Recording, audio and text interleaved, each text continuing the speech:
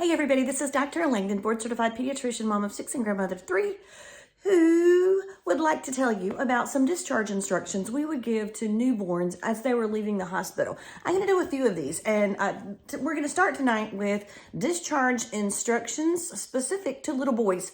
So this is all going to depend on whether or not he was circumcised. If so, there's a Gomco circumcision. That's more of a surgical one, and they go home with a little wrap, little Vaseline gauze around there. Or if they had a Plastibell, a little clear plastic ring at the tip, they really don't have anything on that, and it kind of takes care of itself, and that little ring usually falls off by 7 days after the procedure. If they do have the Gomco surgical kind with the wrap, you will get discharge instructions specific to that, but it is typically to drizzle some warm water over it, soften it, and unwrap it, usually within a day or two after you guys are at home, and then continue to keep some plain Vaseline on there while it's healing over the next few days so that it doesn't stick to the diaper.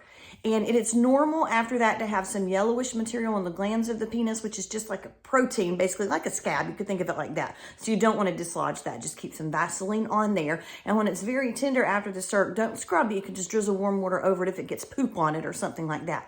Now, another very important thing to remember is the little boys who were not circumcised, which is totally fine. Of course, the American Academy of Pediatrics leaves that up to the parents. That's up to you guys. The uncircumcised ones, the important thing to remember is do not forcefully pull back that foreskin because it could break some adhesions and cause bleeding and all kinds of problems. There's really not enough of a medical justification for circumcision. Many insurance companies don't even pay for it anymore because there's really not. Only a slightly decreased risk of urinary tract infections just in the first few months of life.